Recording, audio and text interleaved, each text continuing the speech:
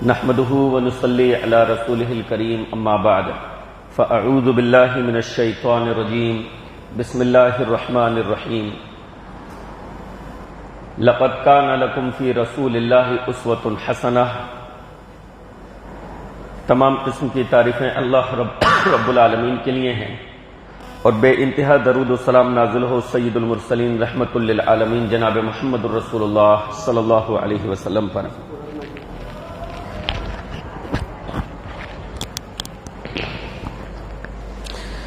بات یہاں تک پہنچی تھی کہ جب پیارے نبی علیہ الصلاۃ والسلام نے اللہ کے حکم پر دعوت و تبلیغ کا کام کرنا شروع کیا اور حکم ہوا وانذر عشیرتک الاقربین، اور پھر حکم ہوا فاصدع بما تؤمر، تو قریش والوں نے اس دعوت کو دبانے کی کوشش کی۔ اس کے لیے وہ جناب ابو طالب کے پاس گئے، ان کو سمجھایا کہ بھئی اپنے بھتیجے کو سمجھا لیں۔ تو مختلف طریقے سے اسی طریقے سے حاجی جو حج کرنے کے لیے آیا کرتے تھے، تو جب موسم حج آیا تو حاجی اللہ کے نبی علیہ السلام کی بات نہ سن لیں، اس کے لیے انہوں نے حاجیوں میں افواہیں پھیلائیں کہ بھئی ان کی بات مت سننا، یہ جھوٹے ہیں۔ یہ مختلف حربے مختلف طریقے انہوں نے استعمال کیے، لیکن اس کے باوجود اسلام کو قبول کرنے والوں کی تعداد دن بدن بڑھتی جا رہی تھی، روز بروز اضافہ ہوتا جا رہا تھا۔ ایک ایک کر کے، دو دو کر کے، تین تین کر کے اسلام کو قبول کرنے والوں کی تعداد روز بروز بڑھ رہی تھی۔ اب قریش والوں کو یہ فکر ہوئی کہ بھئی یہ دعوت تو دبی نہیں رہی، اسلام کا جو یہ پودا ہے یہ تو بڑا ہوتا ہی جا رہا ہے، تناور ہوتا جا رہا ہے، اور اسلام کی دعوت کسی بھی طور پر رک نہیں رہی ہے۔ ہم نے کوششیں کر کے دیکھ لی، ہم نے افواہیں پھیلا کر دیکھ لی، ہم نے ابو طالب کو سمجھا کر دیکھ لیا، ہم نے یہ تمام چیزیں کر لی، ہم نے خود محمد کو سمجھا کر دیکھ لیا صلی اللہ علیہ وسلم، لیکن یہ چیزیں رک نہیں رہی، بے اثر ہو رہی ہیں اور محمد کی دعوت بڑھتی جا رہی ہے صلی اللہ علیہ وسلم۔ تو اب انہوں نے پھر سے ایک مرتبہ میٹنگ کی اور پھر سے انہوں نے جو ہے تیاری کی، اس بار پورے جوش و خروش کے ساتھ کہ اس بار اس قدر مقابلہ کیا جائے اسلامی دعوت کا، اس قدر مقابلہ کیا جائے کہ یہ دعوت دم توڑ دے اور کوئی ان کی بات سننے کو راضی نہ ہو، یا اگر کوئی سنے تو اس پر ان کی دعوت کا کوئی اثر نہ ہو۔ اس کے لیے انہوں نے مختلف طریقے استعمال کیے، یعنی یوں کہہ لیجئے کہ اسلام کی دعوت کو دبانے کے لیے انہوں نے مختلف صورتیں اختیار کی۔ ان میں سے آئیے چند صورتیں ہم آپ کے سامنے ذکر کر دیں کہ کون کون سی صورتیں تھیں۔ نمبر ایک، پہلی صورت یہ تھی کہ وہ رسول اللہ صلی اللہ علیہ وسلم پر الزام لگاتے، یعنی اب انہوں نے الزامات کا دور شروع کر دیا، الزامات لگانے شروع کر دیے، اور کبھی تو یہ کہتے کہ یہ پاگل ہیں، یعنی یہ جو اس طرح کی باتیں کر رہے ہیں کہ یہ بت غلط ہے، وہ بت غلط ہے، یہ چیز غلط ہے، یہ مجنونانہ باتیں کر رہے ہیں پاگل پن میں، تو کہتے کہ بھئی یہ پاگل ہیں۔ اللہ رب العالمین نے ان کے اس قول کا ذکر کیا، وَقَالُوا يَا أَيُّهَا الَّذِي نُزِّلَ عَلَيْهِ الذِّكْرُ إِنَّكَ لَمَجْنُونَ، کافروں نے کہا کہ اے وہ شخص کہ جس پر یہ ذکر قرآن نازل ہوا ہے تو جو ہے مجنون ہے، پاگل ہے، نعوذ باللہ۔ تو ان کی کوشش یہ تھی کہ ہم ان کو پاگل باور کروا دیں کہ یہ پاگل ہیں، دیوانے ہیں، دیوانگی میں کہے جا رہے ہیں، جنوں میں کہے جا رہے ہیں، تو کوئی ان کی بات کو سنے گا نہیں، ان کی بات کو سیریس نہیں لے گا، لہذا کہنے لگے کہ تم جو ہو پاگل ہو۔ اسی طریقے سے پھر وہ کبھی کہتے کہ یہ جو ہیں جادوگر ہیں، اور کبھی کہتے یہ جو ہیں جھوٹے ہیں، جھوٹ بولتے ہیں۔ دیکھیے کوہ صفا پر جب اللہ کے نبی علیہ الصلوۃ والسلام نے پہلی مرتبہ اعلان کیا تھا اپنی نبوت کا علل اعلان کھلے طور پر، تو لوگوں سے پوچھا تھا کہ اگر میں ایسا ایسا کہوں کہ پیچھے ایک لشکر ہے جو تم پر حملہ کرنے والا ہے تو کیا تم میری بات کو یقین کرو گے؟ کہا بالکل کریں گے۔ کہا کیوں؟ اس وجہ سے کہ ہم نے آپ کے تعلق سے کبھی جھوٹ کا تجربہ نہیں کیا ہے۔ وہاں پر کیا کہا تھا انہوں نے کہ ہم نے آپ کے تعلق سے جھوٹ کا تجربہ نہیں کیا ہے، آپ ہمیشہ سچ بولتے ہیں، اب تک ہم نے آپ کو سچ بولتے ہوئے پایا ہے۔ لیکن اس وقت تک انہیں یہ نہیں معلوم تھا کہ یہ جو بات بتانے جا رہے ہیں، یہ جو دعوت دینے جا رہے ہیں، وہ پھر کس قدر پھیلنے لگے گی، وہ کس قدر مضبوط رخ اختیار کر لے گی۔ لہذا کہا آپ ہمیشہ سچ بولتے ہیں، لیکن اب جب نبی علیہ الصلوۃ والسلام کی دعوت کو ختم کرنا ہے، دبانا ہے، تو کیا الزام لگایا کہ آپ جو ہے جادوگر ہیں، دیوانے ہیں، آپ جادوگر ہیں اور آپ جھوٹ بولتے ہیں۔ تو اللہ رب العالمین نے اس کا بھی ذکر کیا، وَعَجِبُوا أَن جَاءَهُم مُنذِرٌ مِّنْهُمْ وَقَالَ الْكَافِرُونَ هَذَا سَاحِرٌ كَذَّابٌ۔ ان لوگوں کو اس چیز پر تعجب ہوا کہ ڈرانے والا جو ہے یعنی رسول وہ انہی میں سے آیا ہے، لہذا انہوں نے یہ کہا کہ یہ جادوگر ہیں اور یہ جھوٹ بولتے ہیں، جھوٹ بولنے کی ان کی عادت ہے، تو یہ جادوگر ہیں، جھوٹے ہیں۔ اچھا، اسی طریقے سے ایک طریقہ ان کا یہ بھی تھا کہ جب اللہ کے نبی علیہ الصلوۃ والسلام قرآن پڑھتے تو ان کو اس طرح سے گھور کر دیکھتے تھے، یہ یعنی اس انداز میں دیکھتے تھے جیسے کہ یہ اس دعوت کو وہیں کچل دیں گے، جیسے ہوتا نا انتقامی انداز کہ بھئی تمہاری کیا حیثیت ہے، تمہاری اس دعوت کو یہیں کچل کر رکھ دوں گا۔ تو یہ قرآن کو سنتے تو اس طرح سے دیکھتے کہ جیسے کہ یہ اللہ کے نبی کے پاؤں کو اکھاڑ دیں گے۔ اللہ رب العالمین نے قرآن مجید میں ان کے اس طرز انداز کا بھی ذکر کیا، وَإِن يَكَادُ الَّذِينَ كَفَرُوا لَيُزْلِقُونَكَ بِأَبْصَارِهِمْ لَمَّا سَمِعُوا الذِّكْرَ وَيَقُولُونَ إِنَّهُ لَمَجْنُونٌ، کہ جب یہ آپ سے قرآن سنتے ہیں تو یہ کافر جو ہیں آپ کو ایسی نگاہوں سے دیکھتے ہیں جو انتقامی نگاہوں سے، یعنی جیسے آپ کے پاؤں اکھاڑ ڈالیں گے ایسی نگاہوں، جبکہ اللہ کے نبی علیہ السلام کے ساتھ کس کی مدد شامل حال تھی؟ اللہ کی، اور جس کا اللہ مددگار ہو اس کو کوئی شکست نہیں دے سکتا۔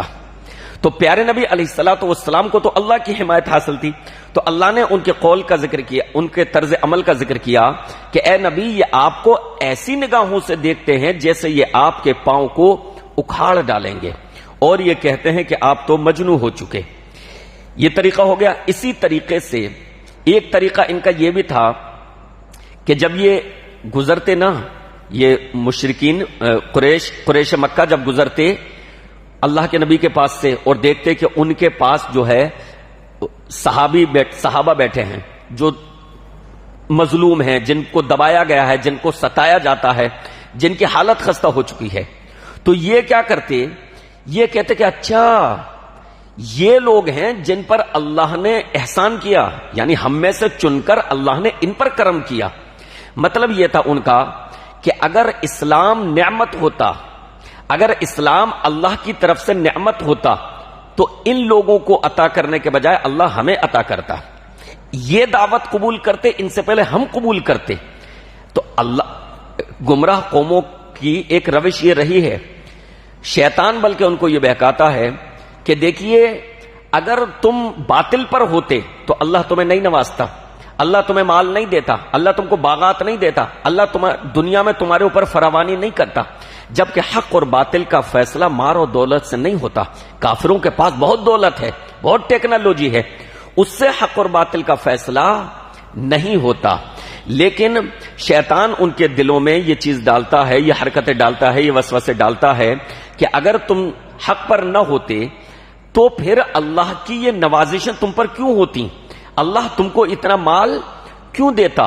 تو یہی چیز ان کے بھی دماغوں میں تھی، اور اس چیز کا وہ اظہار کرتے تھے کہ جب دیکھتے اللہ کے نبی کے ساتھ جو ہیں مظلوم، ستائے ہوئے، دبے کچلے لوگ موجود ہیں تو کہتے اہؤلاء من اللہ علیہم من بیننا، کہتے اہؤلاء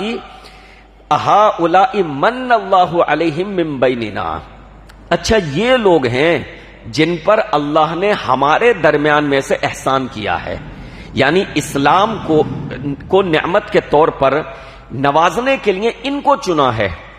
گویا کہ اپنے انداز سے یہ اختیار کرتے کہ اگر اسلام یا یہ جس چیز کی دعوت دے رہے ہیں وہ واقعی نعمت ہوتا اور اللہ کا فضل ہوتا، اللہ کا کرم ہوتا، تو اللہ اس کرم کی بوچھار، اللہ اس کرم کی بارش پہلے ہم پر کرتا، ہم کو نوازتا.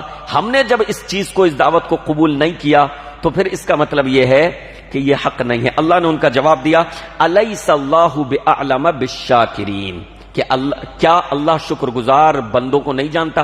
مطلب یہ ہے کہ اللہ کے نزدیک دنیاوی ظاہری اثر و رسوخ، دنیاوی ظاہری کر و فر، دنیاوی ظاہری شان و شوکت اللہ کے نزدیک یہ حیثیت نہیں رکھتی، بلکہ اللہ کے نزدیک دلوں کا حال حیثیت رکھتا ہے. لہذا اللہ جس دل میں حق کو قبول کرنے کی، جس دل میں اللہ رب العالمین حق کو قبول کرنے کا مادہ پاتا ہے، جس دل کو بہتر پاتا ہے، اللہ تعالیٰ ان کو اسلام کی دولت سے سرفراز کر دیتا ہے.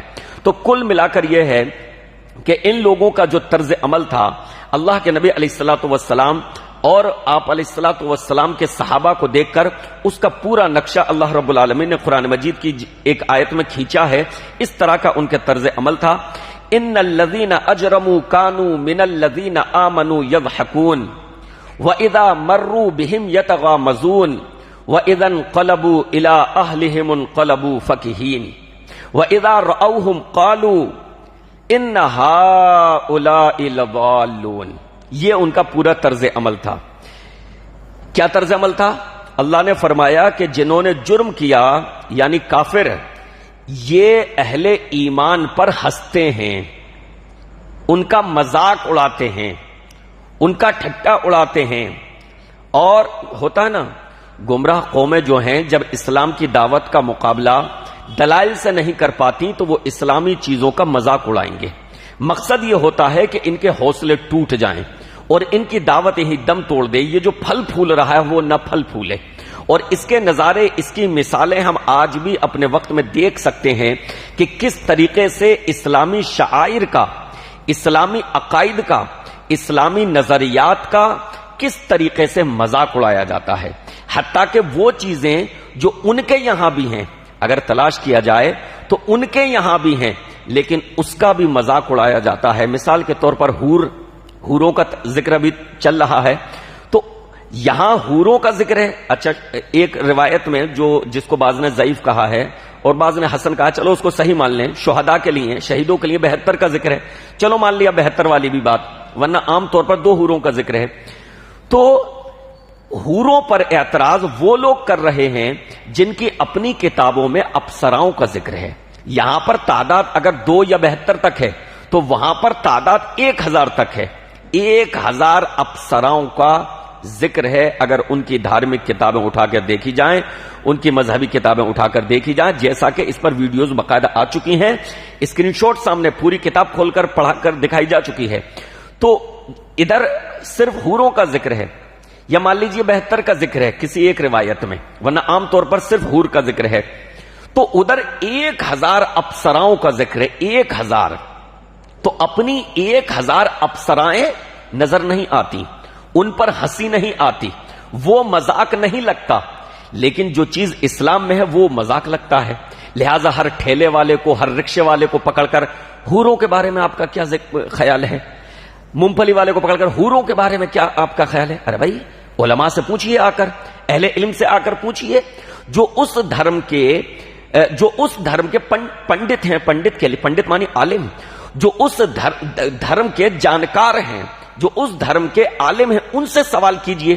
لیکن اسلامی شاعر کا، اسلامی نظریات کا مذاق اڑانے کے لیے کسی بھی رکشے والے کو، ٹھیلے والے کو، عام آدمی کو پکڑ کر بھائی حوروں کے بارے میں آپ کا کیا خیال ہے، تاکہ اس کی طرف سے ہمارے من کے مطابق جواب مل جائے. تو آج بھی آپ دیکھیں گے کہ لوگ اسلامی چیزوں کا، گمراہ لوگ جو ہیں وہ اسلامی چیزوں کا جو ہے مذاق اڑاتے ہیں، ٹھٹا اڑاتے ہیں. مقصد یہی ہوتا ہے کہ اس سے ان کے حوصلے پست کر دیے جائیں، ان سے ان کے حوصلے توڑ دیے جائیں، اور اسلام کی جو دعوت پھل پھول رہی ہے، جس کے گواہ یہ خود ہیں، جس کے نیوز یہ خود دیتے ہیں کہ پوری دنیا میں اتنے لاکھ لوگوں نے 30 لاکھ لوگوں نے اسلام قبول کیا، جس کی گواہی خود دیتے ہیں، تو یہ چاہتے ہیں وہ دعوت دم توڑ دے۔ تو اللہ کے نبی علیہ الصلوۃ والسلام کے زمانے میں بھی تقریباً یہی صورتحال تھی کہ وہ لوگ اہل ایمان کا مذاق اڑاتے تھے، ٹھٹا اڑاتے تھے، اور جب ان کے پاس سے گزرتے تو آنکھوں سے اشارے کرتے تھے۔ وَإِذَا مَرُّوا بِهِمْ يَتَغَامَزُونَ، آپس میں یوں اشارے ہوتے نا، یوں کر کے کہ ہاں بھائی یوں، ہاں بھائی یہ جا رہے ہیں ایمان والے۔ تو یہ ان کا مقصد کیا تھا؟ تاکہ اس کے دل پر چوٹ لگے، اس کا دل ٹوٹ جائے کہ یار اتنے لوگ بیٹھے تھے اور میں یہاں سے گزر رہا ہوں تو مجھ پر جملے کس رہے ہیں، میری طرف آنکھوں سے اشارے کر رہے ہیں کہ ہاں بھائی یہ جا رہے ہیں ایمان والے، یہ جا رہے ہیں اسلام والے۔ تو اس طریقے سے آنکھوں سے یوں کر کے اشارے کرتے تھے۔ وَإِذَا انْقَلَبُوا إِلَىٰ أَهْلِهِمُ انْقَلَبُوا فَكِهِينَ، اپنے گھروں کی طرف لوٹتے تو وہاں پر بھی جو ہے وہ ہنسی مذاق کرتے، دل لگیاں کرتے، یعنی آپس میں باتیں بیان کرتے کہ آج تو ہم نے یہ کیا، وہ کیا، اہل ایمان کے بارے میں، اہل ایمان کو اس طریقے سے ستایا، اس طریقے سے کیا۔ یہ تمام کاروائیاں ان کی تھیں اسلام کو دبانے کے لیے۔ تو پہلی کوشش ان کی یہ تھی کہ مذاق اڑایا جائے زیادہ سے زیادہ۔ مقصد کیا تھا؟ کہ ان کے حوصلوں کو پست کر دیا جائے۔ دوسری کوشش ان کی اسلامی دعوت کو دبانے کے لیے، دوسری کوشش ان کی یہ تھی کہ پیارے نبی علیہ الصلوۃ والسلام جو دعوت پیش کر رہے ہیں، جو قرآن پیش کر رہے ہیں، جو عقیدہ پیش کر رہے ہیں، اس کو مشکوک کر دیا جائے۔ اس کو مشکوک یعنی اپنی باتوں سے اس کو شک میں ڈال دیا جائے کہ یہ کچھ نہیں ہے، اور اس کو اتنا شدت سے کہا جائے کہ لوگ پھر ان کی باتوں پر توجہ دینا چھوڑ دیں، وہ بھی یہی سمجھیں کہ ہاں یار یہ مشکوک چیز ہے، کوئی یقینی چیز نہیں ہے۔ تو دوسری صورت ان کی یہ تھی کہ اسلامی تعلیمات کو بالکل توڑا مروڑا جائے، معاملہ کچھ کا کچھ بنا دیا جائے، اور اس طریقے سے اس کو شک کے گھیرے میں لے لیا جائے۔ لہٰذا اس تعلق سے اللہ رب العالمین نے ان کے قول کا ذکر کیا کہ وہ کہتے تھے اساطیر الاولین کتبها فہی تملا علیہ بکرۃ واصیلا، کہتے تھے کہ یہ پہلوں کے افسانے ہیں، پہلوں کے افسانے ہیں جو اس نے کسی سے لکھوائے ہیں، اور صبح شام اس پر جو ہے اس کو پڑھ کر سنائے جاتے ہیں یا اس کو لکھوائے جاتے ہیں۔ تو کیا کہتے تھے قرآن کے بارے میں؟ یہ پہلوں کے افسانے سناتا ہے اور کچھ نہیں ہے، اور کسی سے اس نے لکھوا لیا ہے، اور صبح شام جو ہے اسی کو یہ جو ہے تلاوت کروائے جاتے ہیں، اسی کو پڑھتے ہیں۔ اسی طریقے سے اللہ نے ایک اور قول ان کا ذکر کیا، وہ کہتے ان ھذا الا افک افتراہ واعانہ علیہ قوم آخرون، کہتے تھے کہ یہ من گھڑت چیز ہے، یہ جو محمد پیش کرتے ہیں، جو قرآن پیش کرتے ہیں، جو دعوت پیش کرتے ہیں، یہ من گھڑت چیز ہے، گھڑی ہوئی ہے، اور اس میں یہ اکیلا شریک نہیں ہے، اس میں اس کے دوسرے بھی مددگار ہیں۔ کیا کہتے تھے؟ یہ اکیلے کا کارنامہ نہیں ہے، دوسرے بھی اس کے مددگار ہیں، وہ اس کی باقاعدہ اس پر معاونت کرتے ہیں، اور وہ اس کو قرآن بنا کر دیتے ہیں۔ ایک اور چیز وہ کہتے تھے، ایک اور ان کا عجیب و غریب انداز دیکھیے، کہتے تھے کہ یہ رسول جنہیں رسول ہونے کا دعویٰ ہے، یہ تو ہماری آپ کی طرح کھاتا پیتا ہے، ہماری آپ کی طرح بازاروں میں چلتا ہے۔ مطلب ان کا یہ تھا کہ اگر یہ رسول ہوتے، اگر یہ نبی ہوتے، تو یہ انسانی صفات سے الگ ہوتے۔ ان کا نظریہ کہیں نہ کہیں، بلکہ پچھلی قوموں کا بھی جب ان کی تاریخ ہم دیکھتے ہیں، یہ تھا کہ بشر یعنی انسان یہ رسول نہیں ہو سکتا۔ بشر کے اندر وہ کوالٹی نہیں ہے، انسان کے اندر وہ کوالٹی نہیں ہے کہ وہ اللہ کے پیغام کو، وہ اللہ کے پیغام رسالت کو، نبوت کو اپنے اوپر اس بوجھ کو اٹھا سکے اور انسانوں کی رہنمائی کے لیے بھیجا جائے۔ انسان یہ کام کیسے کر سکتا ہے؟ اس کے لیے تو اللہ کسی فرشتے کو بھیجے گا جو فرشتہ ہو، انسانی صفات نہ ہو، اس میں فرشتہ صفت ہو۔ تو وہ کہتے تھے مالی ھذا الرسول یأکل الطعام ویمشی فی الاسواق، بھئی اس رسول کو دیکھو، یہ تو کھاتا پیتا ہے اور یہ بازاروں میں ہماری طرح چلتا پھرتا ہے، یعنی ان کے نزدیک یہ چیز بعید تھی کہ بشر رسول بنایا جا سکتا ہے. ان کے نزدیک یہ چیز عقل میں آنے والی نہیں تھی کہ بشر رسول کیسے بنایا جا سکتا ہے، جبکہ حقیقت یہ ہے کہ یہی چیز قرین قیاس ہے اور یہی چیز عقل میں آنے والی ہے کہ انسانوں کی رہنمائی کے لیے انسان رسول ہی بھیجا جائے. یہی چیز عقل میں آنے والی ہے، کیونکہ اگر انسانوں کی رہنمائی کے لیے کسی فرشتے کو بھیج دیا جائے تو اس کی دعوت میں وہ مضبوطی کیسے آئے گی؟ پھر تو لوگ جھٹلانے کے لیے ان کے لیے یہی کافی ہوگا کہ بھئی یہ تو فرشتے ہیں، ان کے پاس نفس کہاں ہے، ان کے پاس نفس کہاں ہے، یہ تو فرشتے ہیں، لہٰذا یہ عبادتیں اس قدر کر سکتے ہیں، یہ ریاضتیں اس قدر کر سکتے ہیں، یہ ہماری طرح انسان تھوڑی ہیں. اگر یہ ہماری طرح کے انسان ہوتے تو یہ عمل کر کے دکھاتے کہ کیسے ممکن ہے. لہٰذا اگر اللہ فرشتہ بھیج دیتا تب بھی یہ انکار کرتے، لیکن اللہ نے انسانوں کے لیے انسان ہی کو بھیجا، کیونکہ ایک انسان رسول ہی انسانوں کی صحیح طریقے سے رہنمائی کر سکتا ہے ہر معاملے میں، عقائد سے لے کر عبادات تک اور معاملات تک، تمام چیزوں میں کہ عقیدہ کیسا ہونا چاہیے، شادی بیاہ کس طرح سے ہونا چاہیے، بیوی کے ساتھ کیا حسن سلوک ہو، اولاد کی تربیت کیسی ہو، پڑوسیوں کے ساتھ سلوک کیسا ہو، باقی اپنے اصحاب کے ساتھ، ساتھیوں کے ساتھ کیسا سلوک ہو.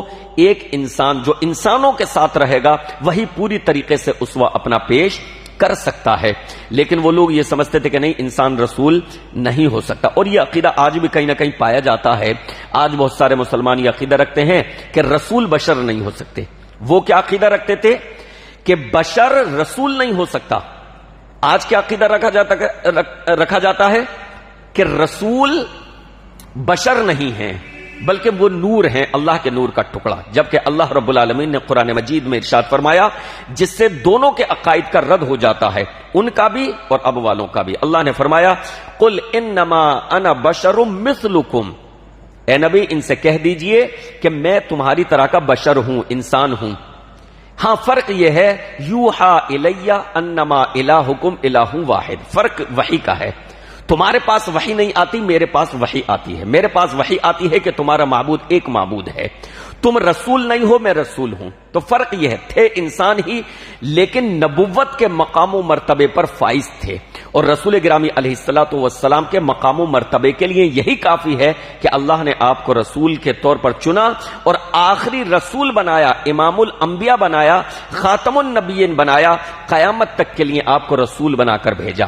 تو آپ کی فضیلت بیان کرنے کے لیے یا فضیلت کو ثابت کرنے کے لیے یہ کرنے کی ضرورت نہیں ہے کہ آپ کو انسانی صفات سے نکال کر نوری مخلوق بنا دیا جائے، نہیں، بلکہ اللہ کے نبی علیہ الصلوۃ والسلام کے مقام کو، مرتبے کو بتانے کے لیے اتنا ہی کافی ہے کہ آپ آخری رسول ہیں اور قیامت تک کے لیے رسول ہیں.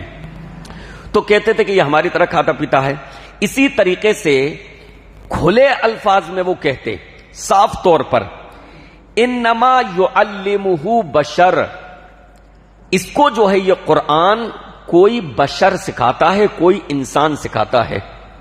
یعنی کوشش یہ کرتے کہ یہ باور کروایا جائے کہ یہ اللہ کا کلام نہیں ہے، یہ انسان کا کلام ہے.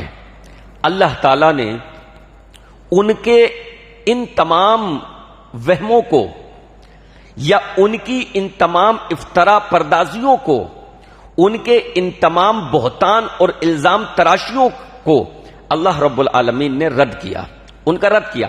اور اللہ نے چیلنج کیا، کیونکہ کیا کہنا تھا ان کا کہ یہ تو ان کو کوئی بشر سکھاتا ہے، انسان سکھاتا ہے. تو اللہ نے کہا قُلْ لَئِنِ اجْتَمَعَتِ الْإِنسُ وَالْجِنُّ عَلَىٰ أَن يَأْتُوا بِمِثْلِ هَذَا الْقُرْآنِ لَا يَأْتُونَ بِمِثْلِهِ وَلَوْ كَانَ بَعْضُهُمْ لِبَعْضٍ ظَهِيرًا.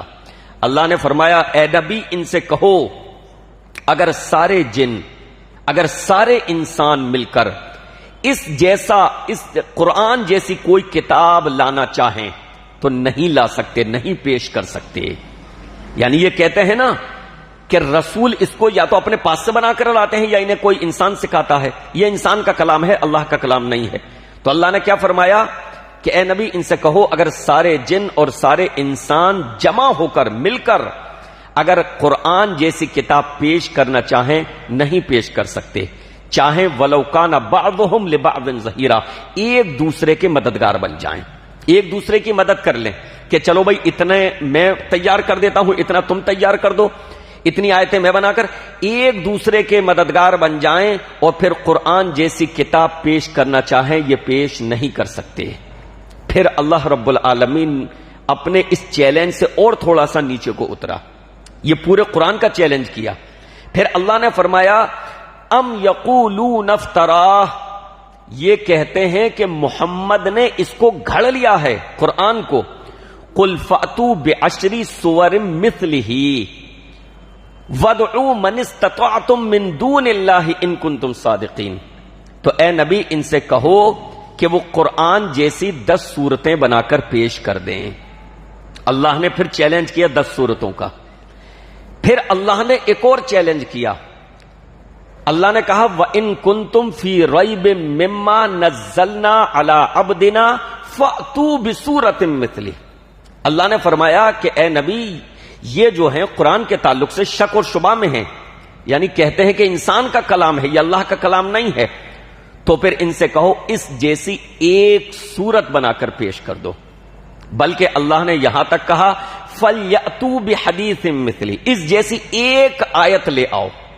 اللہ نے کس قدر چیلنج کیا، اے عرب کے فصحا اور بلغا، تم کو اپنی زبان پر ناز ہے، اہل عرب کو اپنی زبان پر ناز تھا، ان کو اپنی زبان پر اس قدر ناز تھا کہ وہ اپنے علاوہ لوگوں کو اجمی کہتے تھے کہ یہ تو گونگے ہیں، صاحب زبان ہم ہیں، اہل اللغا ہم ہیں، یہ تو گونگے ہیں۔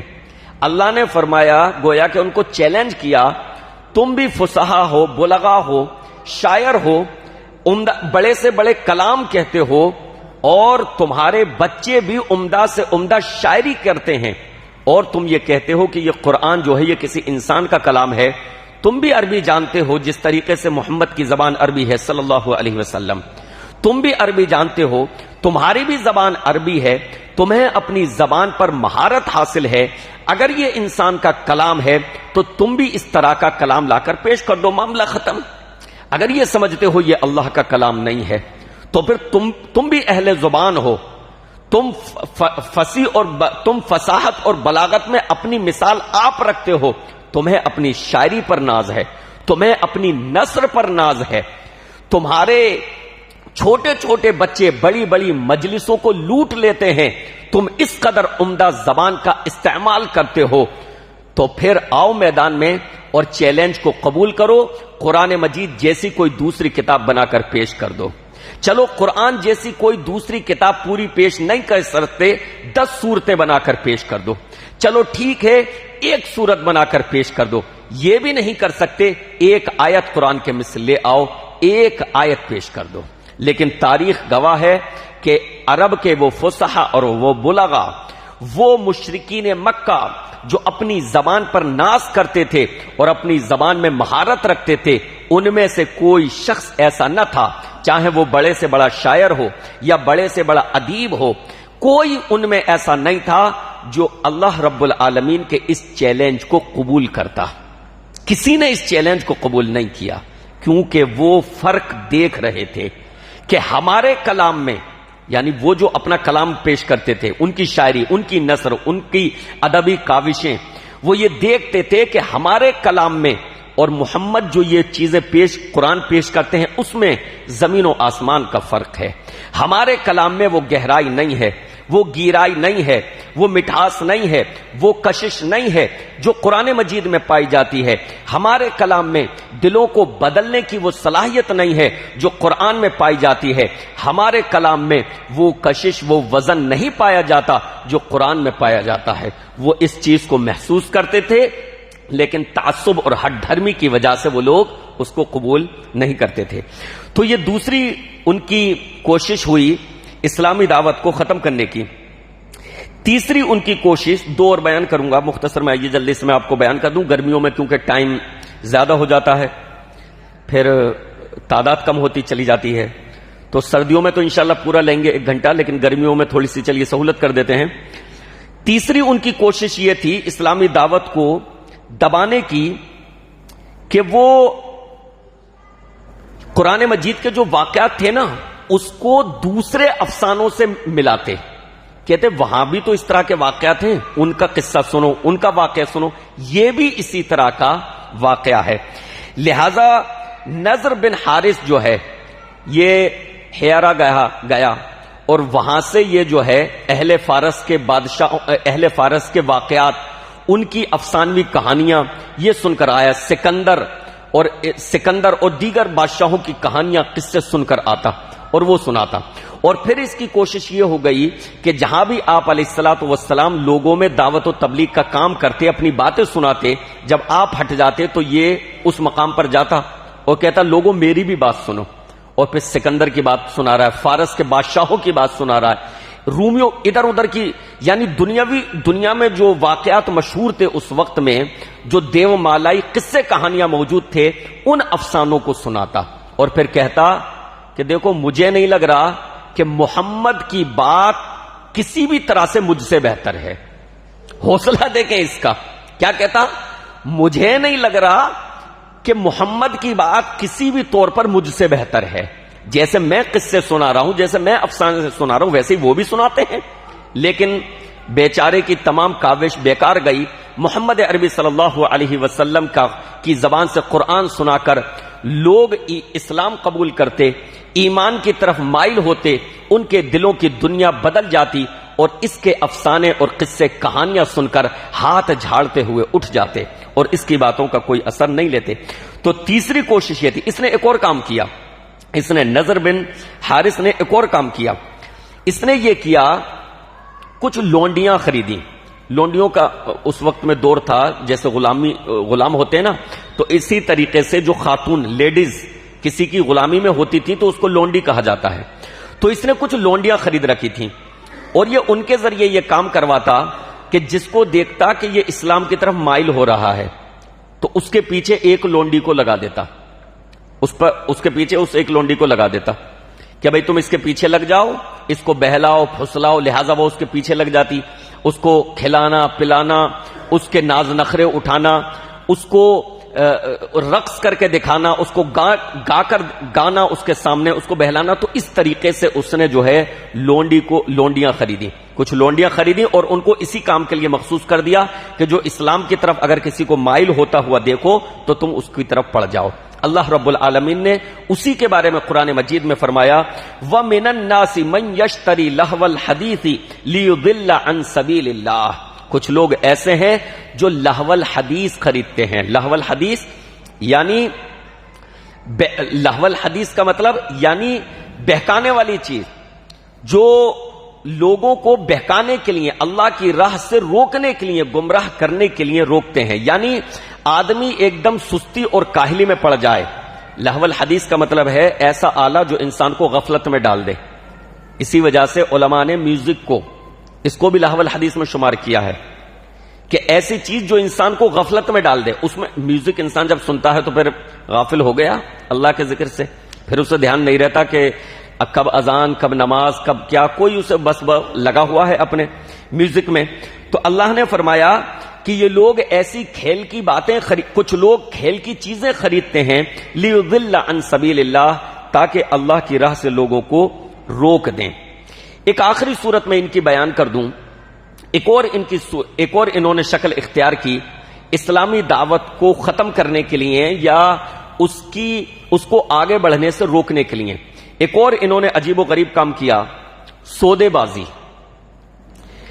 سودے بازی کا مطلب یہ تھا کہ یہ چاہتے تھے کہ اے محمد کچھ آپ ہماری مان لو، کچھ ہم آپ کی مان لیتے ہیں، بھئی اس پر رضامند ہو جاؤ، کچھ آپ ہماری مان لو، کچھ ہم آپ کی مان لیتے ہیں، آپ ہمارے معبودوں کو برا کہنا ختم کر دو، ہم آپ کے خلاف کچھ کاروائیاں کرنا ختم کر دیتے ہیں، کچھ دن تم ہمارے معبودوں کی عبادت کر لو، ایک سال آپ ہمارے معبودوں کی عبادت کرو تو ایک سال ہم بھی آپ کے معبود کی عبادت کر لیتے ہیں، اور کچھ چیزیں آپ ہماری قبول کر لو، کچھ ہم آپ کی قبول کر لیتے ہیں۔ یعنی وہ یہ چاہتے تھے کہ اسلام یعنی حق اور باطل بیچ راستے میں آ کر ایک جگہ مل جائے، جبکہ حق کا راستہ الگ ہے اور باطل کا راستہ الگ ہے.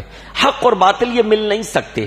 یہ دونوں، ان دونوں کی راہیں جداگانہ ہیں، ان دونوں کے راستے الگ ہیں. باطل تاریکی ہے، باطل اندھیرا ہے، حق روشنی ہے، حق اجالا ہے. باطل جھوٹ ہے، حق سچ ہے. سچ اور حق کیسے ایک دوسرے سے مل سکتا ہے؟ تو ان کی یہ کوشش تھی کہ اے محمد اس طریقے سے سودا بازی کر لی جائے، صلی اللہ علیہ وسلم، اس طریقے سے سودے بازی کر لی جائے کہ کچھ آپ ہماری مان لو، کچھ ہم آپ کی مان لیں. آپ ہمارے معبودوں کی پوجا پاٹ کر لو، ہم آپ کے معبود کی عبادت کر لیتے ہیں. اللہ نے قرآن مجید میں ان کی اس سودے بازی کا ذکر کیا. وَدُّوا لَوْ تُدْهِنُوا فَيُدْهِنُونَ، یہ چاہتے ہیں کہ اگر آپ ڈھیلے پڑ جائیں تو یہ بھی ڈھیلے پڑ جائیں، یعنی آپ اپنی دعوت میں ڈھیلے پڑ جائیں، یہ چاہتے ہیں، لہٰذا یہ بھی ڈھیلے پڑ جائیں، یہ بھی آپ کے خلاف کچھ نہیں کریں گے. اسی طریقے سے اللہ رب العالمین نے رد فرمایا، سورۃ الکافرون اتاری. جب انہوں نے یہ سودے بازی کرنی چاہی تو اللہ نے سورۃ الکافرون نازل فرمائی. قل یا ایھا الکافرون لا اعبد ما تعبدون ولا انتم عابدون ما اعبد ولا انا عابد ما عبدتم ولا انتم عابدون ما اعبد لکم دینکم ولی دین.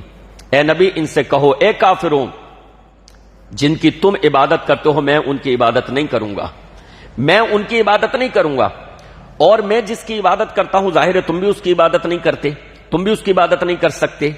لہذا اللہ کے نبی علیہ الصلوۃ والسلام کے ذریعے اللہ رب العالمین نے اس صورت میں یہ پیغام ان تک پہنچوایا، لکم دینکم ولی دین، تمہیں تمہاری راہ، مجھے میری راہ، تمہیں تمہارا دین مبارک، مجھے میرا دین پسند، مجھے میرا دین مبارک. جن کی تم عبادت کرتے ہو ہرگز میں ان کی عبادت نہیں کر سکتا، اور میں جس کی عبادت کرتا ہوں تم بھی شرک کی حالت میں اس کی عبادت نہیں کر سکتے. اگر واقعی تم اللہ پر ایمان لے آؤ، اگر واقعی تم اس دعوت کو قبول کر لو، تب تو تم یک طرفہ ہو جاؤ گے، صرف اللہ کی عبادت کرو گے. جب توحید کو قبول کر لو گے تو صرف توحید پر رہو گے، صرف اللہ کی عبادت کرو گے. لیکن اس حالت میں کہ تم اپنے بتوں کی بھی عبادت کرو اور اللہ کی بھی، تم ایسا نہیں کرو گے، مجھے معلوم ہے. تو جس کی میں عبادت کرتا ہوں اس کی تم نہیں کرو گے، اور جس کی تم کرتے ہو ان کی عبادت میں ہرگز نہیں کر سکتا، ان کی پوجا پاٹ میں نہیں کر سکتا. اگر تمہارا خیال یہ ہے کہ تمہارا راستہ بھی ٹھیک ہے تو ٹھیک جاؤ، تمہیں تمہاری راہ، تمہیں تمہارا دین مبارک، اور مجھے میرا دین پسند ہے، میرے لیے میرا دین ہے، میرے لیے میرا راستہ ہے. گویا کہ اللہ کے نبی علیہ الصلوۃ والسلام نے ان سودے بازی کی ان کی پیشکش کو پوری طرح سے مسترد کر دیا، ختم کر دیا، رد کر دیا کہ ہمیں تمہاری یہ سودے بازی جو ہے قبول نہیں ہے کہ ہم تمہاری مان لیں اور تم ہماری مان لو. حق اور باطل کی یہ گڈ مڈ، حق اور باطل کی یہ آمیزش نہیں ہو سکتی. اس میں بھی ہمارے لیے نصیحت ہے کہ حق اور باطل کی آمیزش نہیں ہو سکتی. بعض مواقع پر بہت سارے لوگ یہ آمیزش، یہ ملاوٹ کرنا چاہتے ہیں کہ بھئی وہ ہمارے میں شریک ہو، ہم ان کے میں شریک ہو، انہوں نے ہمارے ساتھ یہ کیا ہے، ہمیں مٹھائی کا ڈبہ فلاں موقع پر دیا ہے، ہم ان کے یہاں اس موقع پر ایسا کریں. اللہ نے ان تمام چیزوں پر روک لگا دی. لکم دینکم ولی دین. جس راستے پر تم چل رہے ہو اگر اس کو حق سمجھتے ہو تو پھر اسی پر مضبوطی سے عمل کرو، اسی کو مضبوطی سے تھامے رہو، اور باطل کی اس میں ملاوٹ اور آمیزش مت کرو. تو یہ ان کی مختلف کوششیں تھیں جو میں نے آپ کے سامنے بیان کی اسلام کی دعوت کو ختم کرنے کے لیے. اس کے علاوہ ایک اور ان کی اہم کوشش تھی ان صورتوں کے بعد، جس کا بیان انشاءاللہ آئندہ درس میں آئے گا. اللہ رب العالمین سے دعا ہے کہ رب العالمین ہمیں سیرت النبی صلی اللہ علیہ وسلم کے ان گوشوں کو اپنے ذہنوں میں محفوظ رکھنے کی توفیق عطا فرمائے. آمین یا رب العالمین.